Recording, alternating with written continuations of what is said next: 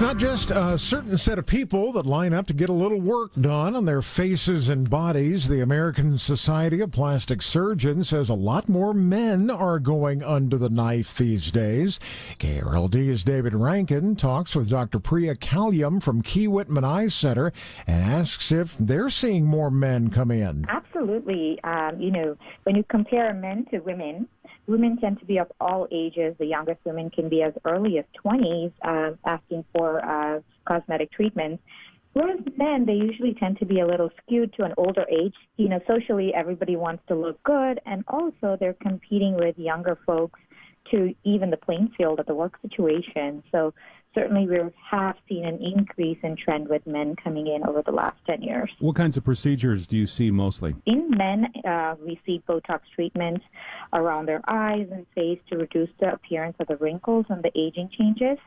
And you'd be surprised, a lot of men also come in for treatment of Botox in their armpits to help decrease the amount of perspiration and body odor. How much does social media play into this as well? I think social media is big. Unlike in the olden days, when we looked at ourselves in the morning in the mirror and that was the end of the time we compared ourselves.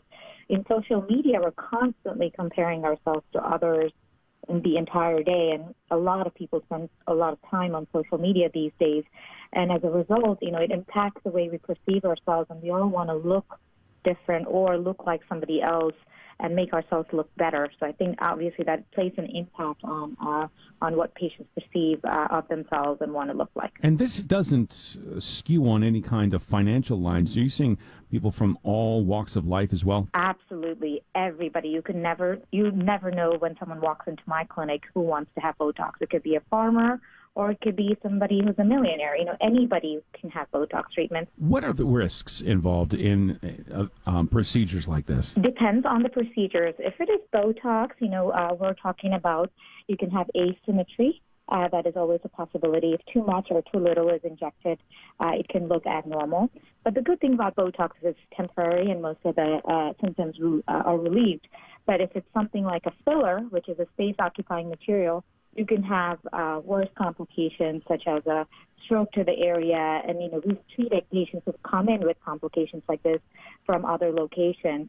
And that's one thing I want to emphasize to your listeners is that, who is doing the injections is extremely important, and they should be looking at credentials of the people performing the procedures. And I only use products that are FDA approved, and safety is extremely emphasized in our clinic. How does a patient vet potential plastic surgeons? Absolutely. They can start by looking at, their education level, where they've studied and what their experience is. Experience makes a huge difference. It's Dr. Priya Kalyam from Key-Whitman Eye Center.